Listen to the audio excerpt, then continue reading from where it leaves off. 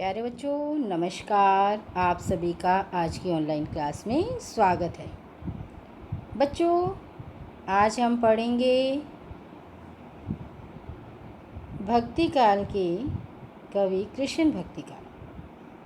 कवि हैं रसखान। आपकी पाठ्य पुस्तक क्षितिज में पाठ 11 रसखान के सवैये हैं। आज उन्हीं पर ही हम चर्चा करेंगे और उन्हें ही आज समझेंगे। तो बच्चों, सबसे पहले मैं आपको रसखान का परिचय करा देती हूँ। तो बच्चे, रसखान कौन थे और कैसे व्यक्ति थे, उनके बारे में उनका जीवन परिचय पढ़ लेते हैं। बच्चों, रसखान का जन्म 1548 में माना जाता है। कब माना जाता है? 1548 में। बच्चों, इनका नाम जो था, मूल नाम सैयद इब्राहिम था। क्या नाम था बच्चों? सैयद इब्राहिम। और वे दिल्ली के आसपास के रहने वाले थे। ये कहाँ के रहने वाले थे? दिल्ली के आसपास के। कृष्ण भक्ति ने उन्हें ऐसा मुग्ध कर दिया कि गोस्वामी विट्ठलनाथ से इन्होंने शिक्षा दीक्षा प्राप्त की और ब्रजभूमि में आकर ये बस गए। सन 1628 के लगभग इनकी मृत्यु हो गई। अब आपको बच्चे, वैसे तो आप सभी समझ गए होंगे कि रसखान नाम से जो है सैयद इब्राहिम कौन है। मुस्लिम हैं, लेकिन हिंदू कृष्ण भगवान को मानने वाले उनके कृष्ण भक्त जो है रसखान हैं। तो बच्चों, भगवान जो है आस्था का भूखा होता है। और हम जो है ये नहीं है हम किसी एक विशेष उसको माने। तो हमारे अंदर सबसे बड़ा धर्म जो है बच्चों इंसानियत का होना चाहिए। और यहाँ पर रसखान ने वो इंसानियत का अपना जो है धर्म दिखा दिया है कि वो मुस्लिम वर्ग में पैदा हुए, लेकिन उन्होंने हिंदू जो धर्म है, हिंदू एक अपने जो हम मानते हैं कृष्ण भगवान को, वो उसी के अनुयायी बने। और उन्होंने पूरा जीवन उन्हीं की ही मतलब उन्हीं के ऊपर ही अपना जो है अपना जीवन न्यौछावर कर दिया। ब्रजभूमि में रहे और वो उनसे इतना मुग्ध हो गए कि उन्होंने पूरा अपना जीवन अपना उन्हीं के उसमें भक्ति भावना में उन्होंने लगा दिया। तो बच्चों, सुजान रसखान और प्रेम वाटिका इनकी उपलब्ध कृतियाँ रचनाएं हैं। कौन कौन सी? सुजान रसखान और प्रेम वाटिका। रसखान रचनावली के नाम से उनकी रचनाओं का बच्चों संग्रह मिलता है। प्रमुख कृष्ण भक्त कवि कौन से कवि बच्चों? कृष्ण भक्त कवि। रसखान की अनुरक्ति न केवल कृष्ण के प्रति प्रकट हुई बल्कि कृष्ण भूमि के प्रति भी। ब्रजभूमि में कौन रहते थे बच्चों? कृष्ण। तो उनकी जो है जन्मभूमि ये नहीं है उन्होंने सिर्फ कृष्ण के प्रति अपना अनुराग अपना अनुरक्ति प्रकट की हो बच्चों, उन्होंने उनकी भूमि के प्रति भी अनन्य अनुराग व्यक्त किया है। उनका जो काव्य में कृष्ण की रूप माधुरी, ब्रज की महिमा, राधा कृष्ण की प्रेम लीलाओं का मनोहर वर्णन मिलता है।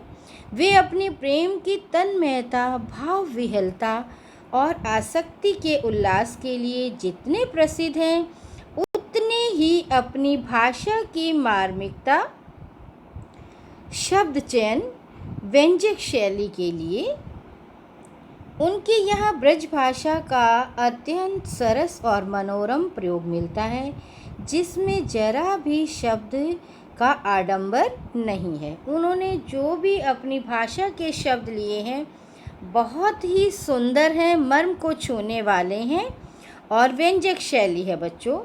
यथा यहाँ पर संकलित पहले और दूसरे सवैये में अभी हम आपसे इन सवैये के बारे में चर्चा करेंगे, इन्हें समझाएंगे। तो थोड़ा सा रसखान के बारे में बच्चों और भी थोड़ा सा जान लेते हैं। तो बच्चों, इनकी भक्ति भावना बहुत ज़्यादा थी कृष्ण के अंदर। इन्होंने अपनी, मैंने बताया कि इनके गुरु कौन थे? विट्ठलनाथ थे बच्चों, और ये उनके शिष्य थे। और ये इतने कृष्ण से मतलब प्रेम करते थे। ये रीतिकाल के कवि थे बच्चों। जैसे मध्यकाल को दो भागों में बांटा गया था, भक्ति काल और रीतिकाल। तो बच्चों ये रीतिकाल के कवि माने जाते हैं और इन्होंने जो भी अपने प्रेम को उनके प्रति अपने प्रेम को कृष्ण के प्रति बहुत ज़्यादा व्यक्त किया है और इनका प्रेम लौकिक से अलौकिक हो गया। कृष्ण ने जो उनकी जन्मभूमि है, ब्रजभूमि है, उसका बहुत सुंदर जो है मार्मिक ढंग से इन्होंने वर्णन किया है। और इनकी कविताओं में बच्चों भक्ति भावना की प्रधानता है। किसकी प्रधानता है? भक्ति भावना की। बच्चों इन्होंने उनके रूप सौंदर्य को, उनकी वेशभूषा को, उनकी बांसुरी को, उनकी बाल क्रीड़ाओं को इन्होंने अपनी कविता का मूल आधार बनाया है। बच्चों इन्होंने ब्रज क्षेत्र, यमुना तट, वन बाग, पशु पक्षी, नदी पर्वत आदि के प्रति अपने गहरे प्रेम को व्यक्त किया है। बच्चों इनके प्रेम में गहनता और तन्मयता बहुत अधिक है। इनकी भक्ति में प्रेम है, श्रृंगार है, सुंदरता का सहज समन्वित रूप आपको इसमें मिलेगा। और बच्चों इनका जो है निश्चल प्रेम है और करुण हृदय। इन्होंने अपने जितने भी सवैये लिखे हैं सब में कृष्ण की लीलाओं का ही वर्णन किया है। बच्चों रसखान की भाषा के जो शब्द हैं वो बहुत सुंदर हैं, मर्म को छूने वाले हैं, कोमल है। बनावटीपन, शब्दों का आडंबर बिल्कुल भी नहीं है। मतलब बनावटीपन, आडंबर का मतलब होता है बच्चों दिखावटीपन, आडंबर। इनकी भाषा बहुत मधुर है, सरस है और प्रवाहमयी भाषा है, जो प्रवाह में बहने वाली होती है एक ही उसमें लय में। तो अब बच्चों यहाँ पर जो हमारे सवैये हैं उनके बारे में, पहले सवैये और दूसरे में कृष्ण और कृष्ण की भूमि, कृष्ण और कृष्ण भूमि के प्रति कवि का अनन्य समर्पण भाव व्यक्त हुआ है। कैसा? अनन्य, उसके समान दूसरा कोई प्रेम भाव नहीं है। तीसरे छंद में बच्चों ये छंद होते हैं, सवैया क्या है? छंद हैं। जैसे सोरठा छंद, दोहा छंद, तो चौपाई छंद, ठीक है। तो ये छंद होते हैं बच्चों। तो ये कौन सा छंद है? सवैया छंद है। तो इसमें जो है कवि रसखान ने कृष्ण के रूप सौंदर्य के प्रति गोपियों की उस मुग्धता का चित्रण किया है। मुग्ध प्लस ता प्रत्यय है, मुग्ध जो है मूल शब्द है, जिसमें वे स्वयं कृष्ण के रूप को धारण कर लेना चाहती हैं, स्वांग रच लेना चाहती हैं। तीसरे में स्वांग रचना चाहती हैं। चौथे छंद में कृष्ण की जो मुरली है उसकी धुन, उसकी मुस्कान के अचूक प्रभाव तथा गोपियों की व्यवस्था का वर्णन किया है। आइए बच्चों सबसे पहले हम पहले छंद के बारे में, सवैया छंद के बारे में पढ़ेंगे कि कैसे जो है रसखान ने इस छंद में कैसे अपने अनन्य प्रेम को प्रकट किया है। मानुष हों तो वही रस खानी, बसों ब्रज गोकुल गाँव के गवारन। जो पशु हो तो कहाँ बस मेरो, चरो नित नंद की धेनु मंझारन। पाहन हो तो यहीं गिरि को, जो कियो हरि छत्र पुरंदर धारन। जो खग हो तो बसेरो करो, मिली कालिंदी कुल कदम्ब की डारन। मानुष होता है बच्चों मनुष्य। मानुष कौन? मनुष्य। और हों का मतलब होता है में, और बसना होता है बच्चों रहना, निवास करना, ठीक है। और कहाँ बस मेरो मतलब मेरे वश में न होना। धेनु होती है बच्चों, गाय होती है। और मंझारण होता है बीच में, गायों के बीच में। पाहन का अर्थ होता है बच्चों पत्थर। गिरी का अर्थ होता है बच्चों पहाड़। और हरि छत्र जो है, हरि कौन है? भगवान इंद्र। और पुरंदर का मतलब है बच्चों भगवान इंद्र। हरि छत्र, हरि के द्वारा, कृष्ण भगवान के द्वारा छत्र किया गया था। पुरंदर मतलब इंद्र जो है बहुत ज़्यादा बरसात कर दी थी। धारण मतलब धारण किया था। हरि छत्र ने किसने? हरि कौन है? कृष्ण भगवान है। उसने उसको अपनी उंगली पर एक छाते के रूप के उसमें उठा लिया था। और कालिंदी होता है बच्चों यमुना नदी। कालिंदी नदी है ना, यमुना नदी को कहते हैं। कुल होता है बच्चों किनारा। और कदम होता है पेड़। और डारन जो है डालियाँ। ठीक है। अब बच्चों मैं आपको जो थोड़े से कठिन शब्द थे उनके बारे में मैंने बता दिया। अब मैं इसकी प्रसंग कर रही हूँ, प्रसंग सहित व्याख्या आपको समझाऊंगी। तो बच्चों, प्रस्तुत सवैया हमारी पाठ्य पुस्तक क्षितिज में संकलित पाठ रसखान के द्वारा लिखे गए सवैये से लिया गया है, जिसके रचयिता कौन हैं? श्री कृष्ण भक्त जो हैं रसखान जी हैं। ये कामना करते हैं कि इनको आगे भविष्य में जो भी जन्म मिले, कहाँ मिले? ब्रज में मिले। इसी धरती पर वापस आएं और कहाँ रहें? ब्रज में। अब देखिए क्या कहा इन्होंने। रसखान जी क्या कह रहे हैं बच्चों? मानुष हो तो वही रसखान। रसखान कहते हैं कि यदि मुझे मनुष्य का जीवन मिले तो मेरी भगवान से यही इच्छा रहेगी, बसो ब्रज गोकुल गांव के गवारन। कि मैं, हों का मतलब मैं, हों का मतलब होता है बेटा मैं, मतलब अपने लिए है। किसके लिए? रसखान के लिए। ब्रज के क्षेत्र में गोकुल के गांव में गवालों के बीच में, गोकुल मतलब गोकुल गांव के गवारन, गवालों के बीच में रहूं। यदि जो पशु हो तो मैं कहाँ बसूं? अगर मुझे पशु का जीवन मिले तो मेरी इच्छा भगवान से यही होगी कि मुझे नंद बाबा की गाय हैं जो ना, नंद बाबा की धेनु हैं, उनके बीच में चरने का, घूमने का मौका मिले। क्योंकि उनका कौन था? चरवाहा कौन था? चराने कौन जाता था? भगवान कृष्ण। तो उनका सानिध्य मैं हमेशा पाकर रहूँगा। तो मुझे अगर पशु का जीवन मिले तो मैं क्या बनूं? नंद बाबा की गौओं में गाय बनकर कृष्ण के साथ, गायों के साथ मैं घूमूं। यदि मैं पाहन बनूं, पत्थर बनूं, तो मैं उसी गोवर्धन पर्वत का स्थान प्राप्त करूं, जिसका कि पुरंदर मतलब भगवान इंद्र, पुर मतलब इंद्र कौन है?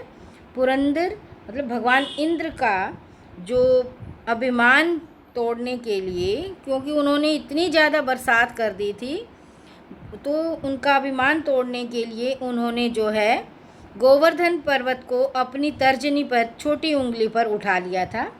तो ये कहा इन्होंने कि मैं उसी गोवर्धन पर्वत का पत्थर बनूं, जिसको कि किसका स्पर्श मिला, किसका सानिध्य मिला? भगवान कृष्ण की उंगली का।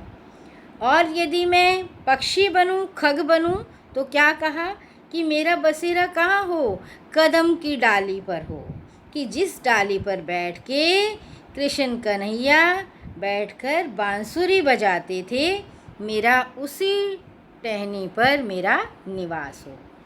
बच्चों, रसखान का कहने का मतलब ये है कि किसी अवस्था में भी मुझे कोई भी जीवन मिले, मैं ब्रज में ही अपना जीवन पाना चाहता हूँ। मैं इस क्षेत्र को त्यागना नहीं चाहता। मैं स्थायी रूप से मैं ब्रज में ही निवास करना चाहता हूँ। तो बच्चों, पहला जो है सवैया आपको समझ में आ गया होगा। अब बच्चों मैं आपको दूसरा सवैया समझाती हूँ।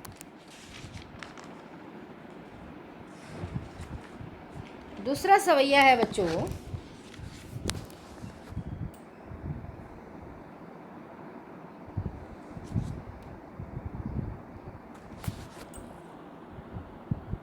दूसरा सवैया करते हैं। या लकुटी अरु कमरिया पर राज तिहु पर को तजी डारो, आठहूँ सिद्धि नौ निधि के सुख, नंद की गाय चराई बिसारो। रस खान कबो इन आखिन सो, ब्रज के वन बाग तड़ाग निहारो। कोटिक ए कल धोत के धाम, करील के कुंजन ओ परवारो। देखिए कितना सुंदर वर्णन किया है रसखान जी ने। सबसे पहले तो कुछ शब्द हैं बेटा, उनके अर्थ समझा देती हूँ।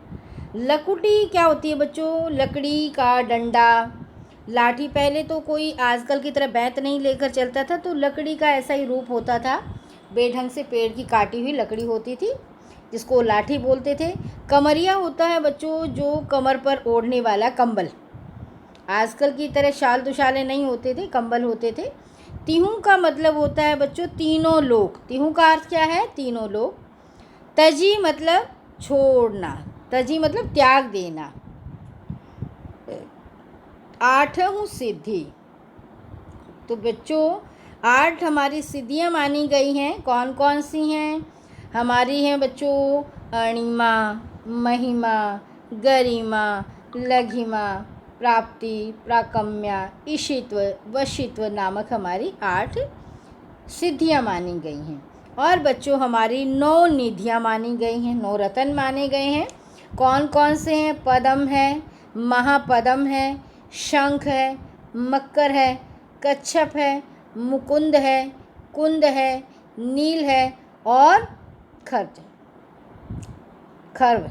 ठीक है, ये बच्चों कुबेर नामक की 9 निधि मानी गई हैं।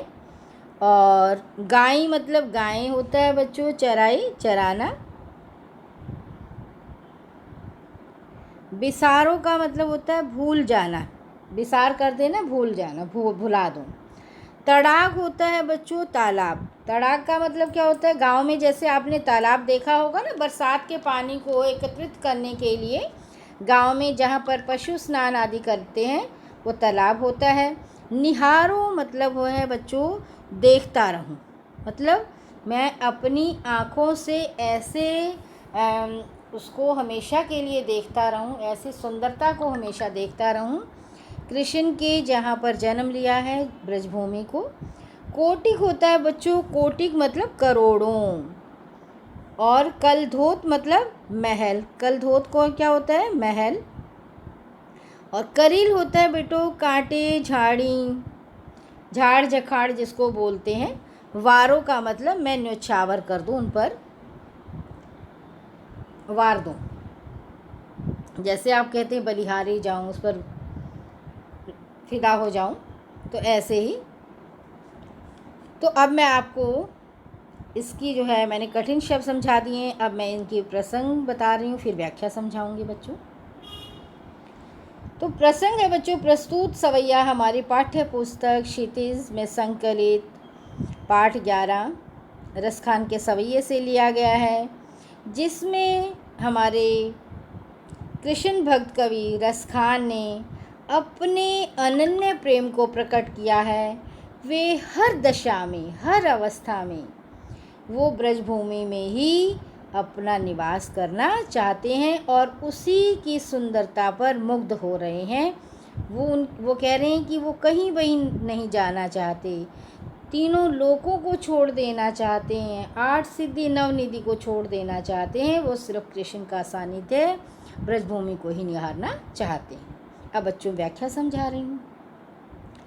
बच्चों रसखान कहते हैं कि मैं कृष्ण के गवालों की गऊओं के साथ जैसे वो चराने जाते थे, तो मैं उनकी जो लाठी है वो बन जाऊं, या उनके द्वारा ओढ़े जाने वाला कंबल के बदले में अगर मुझे कोई तीनों लोक दे तो मैं उन तीनों लोकों को क्या करूँगा, त्याग दूँगा। मुझे क्या चाहिए, कृष्ण की लाठी, जिसके सहारे कृष्ण जो है चलते हैं, जाते हैं, गऊओं को चराते हैं। तो लाठी बनना चाहता हूँ मैं कृष्ण की।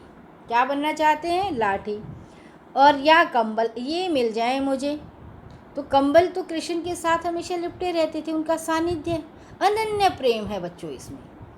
रस खान का कृष्ण के प्रति अनन्य प्रेम व्यक्त किया गया है कि वो उनकी लाठी, क्योंकि हमेशा उनके हाथ में लाठी रहती है।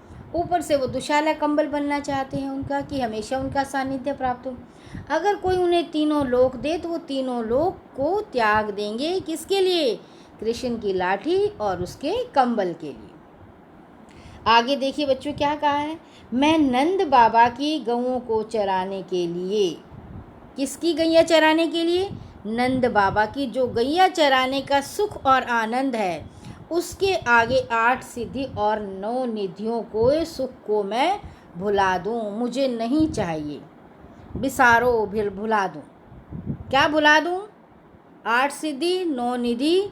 किसके लिए, मुझे नंद बाबा की गायें मिल जानी चाहिए, उनके साथ मैं चरने जाऊँ।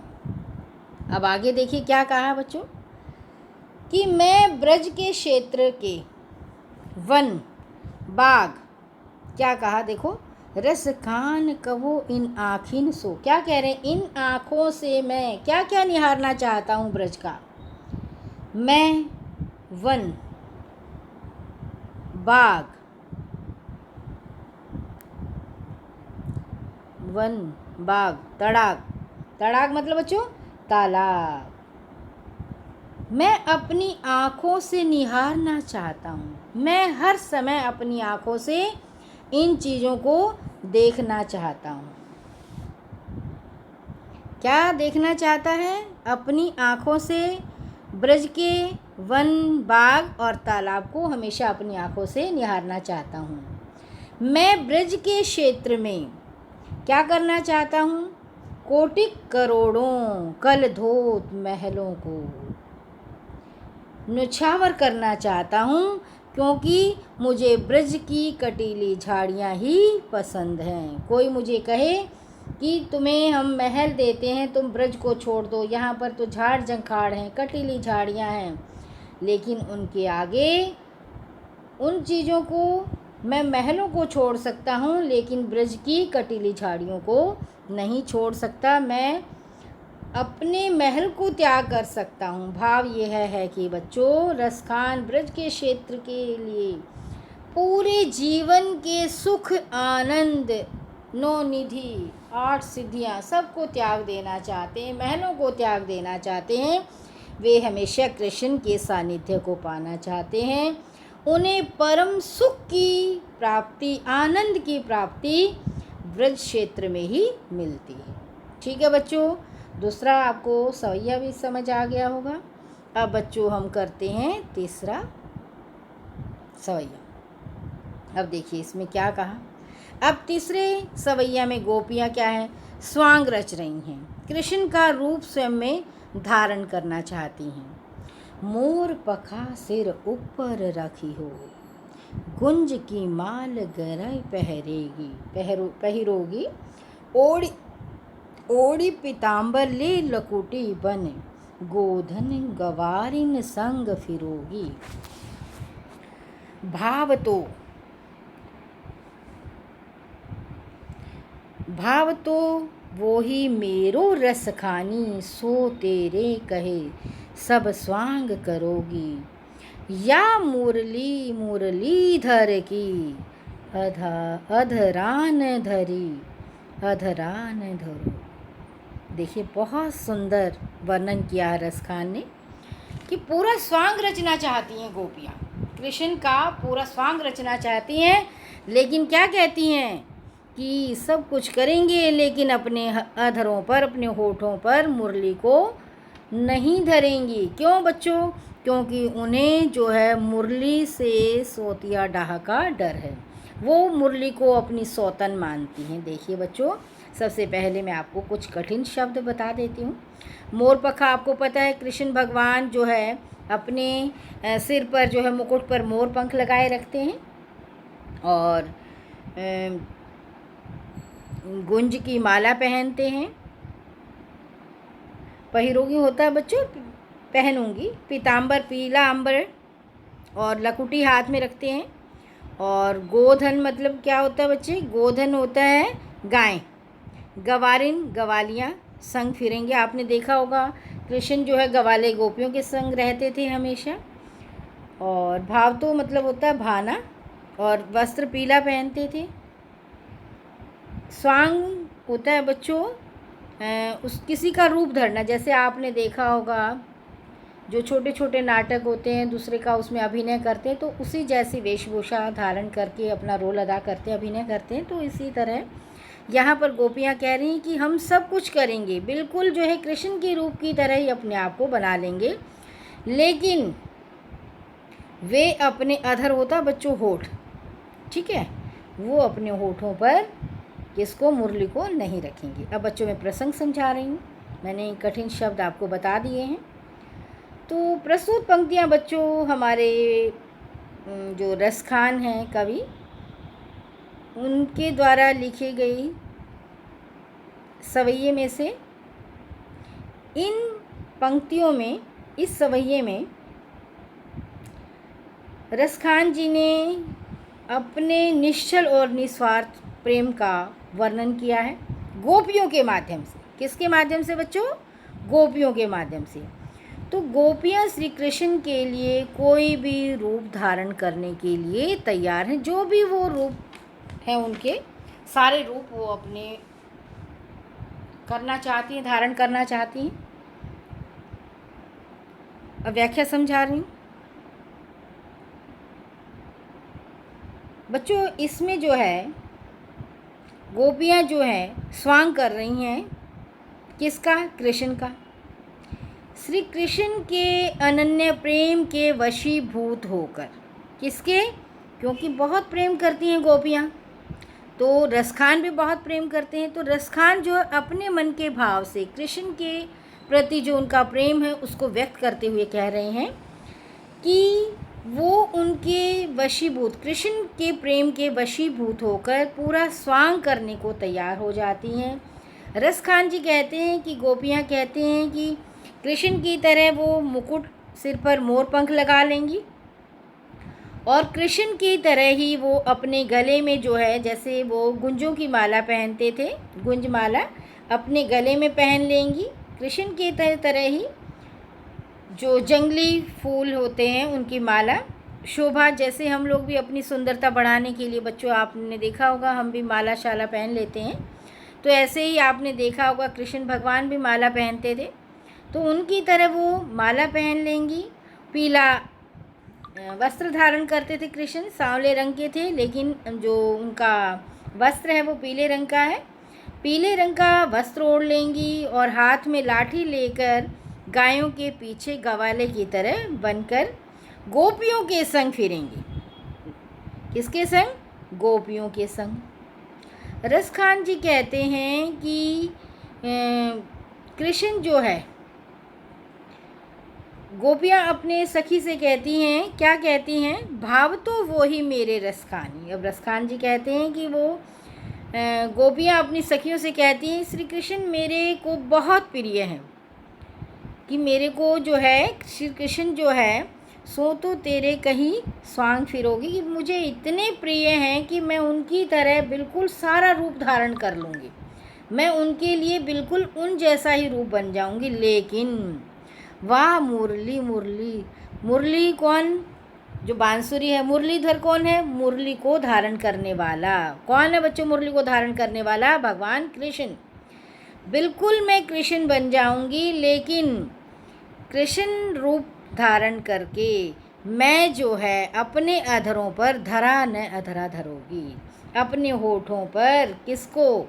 मुरली को नहीं लगाऊंगी, नहीं स्पर्श करूंगी, क्योंकि मुरली से गोपियाँ चिढ़ती हैं। क्यों चिढ़ती हैं? क्योंकि हमेशा होठों से कृष्ण जो है मुरली को लगाए रखते हैं, तो गोपियाँ जो हैं वो चिढ़ती हैं कि प्रेम जो है वो किससे करता है सबसे ज़्यादा, अपनी मुरली से। हमें प्रेम नहीं करता, हमेशा अपने होठों पर किसको लगाए रखता है, मुरली को। वो उससे सोतिया डाहा, जैसे सोतन के प्रति एक डर होता है, सोतन के प्रति जो प्रेम होता है वो कृष्ण का मुरली के साथ है, तो वो उससे डरती हैं कि वो उनसे प्रेम न करके उन्हें अधरों से न छूकर वो हमेशा अधरों पर किसको रखे रखते हैं, मुरली को। तो मुरली को बच्चे वो अपनी एक सोतन समझती हैं, दुश्मन समझती हैं और अपने होठों से नहीं लगाना चाहती। तो ये भी बच्चों आपको अच्छे से समझ आ गया हो गया। बच्चों अब हम जो है रसखान का सवैया संख्या नंबर 4 पढ़ेंगे। 4 समझते हैं, 3 आपको अच्छे से समझ आ गए होंगे। अब देखिए क्या कहा, कानन दे अंगूरी रही, जब ही मुरली धुनी मंद बजे है। काननी दई अंगूरी रही वो, जब ही मुरली धुनी मंद बजे ही। मोहिनी तानन सो रस खानी, अटा चढ़ी गोधन गेह तो गेह। तेरी कहो सिगरे ब्रज लोगनी, कालनी को कितनो समुझे है। मायरी वा मुख की मुस्कानी, समारी न जहे न जहे न जहे। न जहे मतलब संभाली नहीं जाती है। काननी कानों, मुरली बांसुरी, मंद जब कृष्ण जो मंद मंद मुरली बजाते हैं। अटा अटारियाँ, गोपियाँ अटारी पर चढ़ जाती हैं। और टेरी का मतलब होता है बच्चों आवाज़ लगाना, ठीक है। और ब्रज लोगन, ब्रज गांव के निवासी। सिगरे मतलब सारे, सिगरे का अर्थ है सारे लोग। वा मतलब उस। प्रस्तुत सवैया हमारी पाठ्य पुस्तक क्षितिज में संकलित रसखान द्वारा रचित सवैये से लिया गया है। इसमें रसखान जी क्या बता रहे हैं बच्चों, इसमें रसखान जी जो हैं वो बता रहे हैं कि उनकी बांसुरी की धुन पर मुरली पर गोपियाँ मुग्ध हो जाती हैं। इतनी मुग्ध हो जाती हैं, इतनी विवश हो जाती हैं कि वो स्वयं को संभाल नहीं पाती। अब व्याख्या समझा रही हूँ बच्चों। रसखान कहते हैं कि जब कृष्ण मंद मंद स्वर में बांसुरी बजाते हैं तो गोपियाँ उनकी मधुर तान सुनने के लिए इतनी मुग्ध हो जाती हैं, वो जानबूझकर अपने कानों पर हल्की सी उंगली रख लेती हैं कि दूसरे को ये दिखाई दे कि ये सुन नहीं रही हैं मुरली को। लेकिन वो मंद मंद जब वो बजाते हैं तो उन्हें इतनी अच्छी लगती है कि वो मुग्ध हो जाती हैं। दिखावटीपन में तो वो उससे मुरली से चिढ़ती हैं, लेकिन वो उसकी मधुर तान में इतनी मुग्ध हो जाती हैं कि उसको सुनने के लिए अपना सारा काम छोड़ देती हैं और जाकर कहाँ चढ़ जाती हैं, अपनी अटारी पर चढ़ जाती हैं। अब उनकी गायें जो है गोधिन गहें तो गहें, मतलब कृष्ण कहीं मुरली बजाता है तो आपको नीचे से तो दिखाई नहीं देगा, तो कृष्ण जब मुरली बजा रहे हैं तो ऊपर चढ़ जाती हैं अपनी अटारियों पे, और गोपियाँ हैं गायें चराने जाती हैं। अब वो गायें जो है उनको छोड़ देती हैं, गायें कहीं भी निकल जाए वो उनकी चिंता नहीं करती। क्या कहा कि अटा चढ़ी गोधन, गोधन बच्चों गैयाँ, गहें तो गहें, जाएं तो जाएं, उन्हें उससे कोई मतलब नहीं। रसखान जी क्या कह रहे हैं, मोहिनी तानन सो सुनी रसखानी। किसकी मोहिनी तान, किसकी, कृष्ण की जो तान है बांसुरी की, मधुर तान। मोहिनी तान मतलब मधुर तान को सुनने के लिए वो अपना अपना काम छोड़कर अटालिकाओं पर, अटारियों पर चढ़ जाती हैं। उनकी गैयाँ कहीं जाएं तो जाएं और उन्हें गायों की कोई चिंता नहीं रहती। सभी लोग उन्हें पुकारते हैं, चिल्लाते हैं टेरी कहो सिगरे, सारे गांव के लोग कहते हैं कि अरे तुम्हारी गायें जा रही हैं, समझ लो, अपनी गायें संभाल लो, लेकिन उनके ऊपर कोई भी असर नहीं होता। काली को कितने समझाओ, लोग कितना ही समझाएं, कितने कहें, उनको समझ में नहीं आती। अब अपनी माँ से क्या कहती हैं वो, क्योंकि सभी टोक रहे हैं, वो कहती हेरी माँ, ए माँ। उनके मुख की मुस्कान, किसके मुख की मुस्कान? कृष्ण के मुख की मुस्कान हमसे नहीं संभाली जाती, हमसे नहीं संभाली जाती, क्योंकि हम उसकी मुस्कान पर अपने आप पर इतने मुग्ध हो जाते हैं, अपनी सुध बुद्ध तक हम खो बैठते हैं। संभारी न जहे न जहे न जहे, हमें अपनी जो स्वयं की, अपने आप को इतना उसके अंदर, कृष्ण की मधुर तान के अंदर इतना खो देते हैं कि हमसे अपनापन नहीं संभलता, हम अपने वश में नहीं रहते। हम कृष्ण की मधुर तान, मधुर मुस्कान पर अपने को पूरी तरह से न्यौछावर कर देती हैं। अब हमारा हृदय भी जो है अपने वश में नहीं है। ठीक है बच्चों, अब आपको बहुत अच्छे से समझ आ गया होगा। प्यारे बच्चों, आज की क्लास आपकी कैसी रही? अच्छी लगी? पढ़ने में आनंद आया? नमस्कार प्यारे बच्चों, फिर मिलते हैं अगली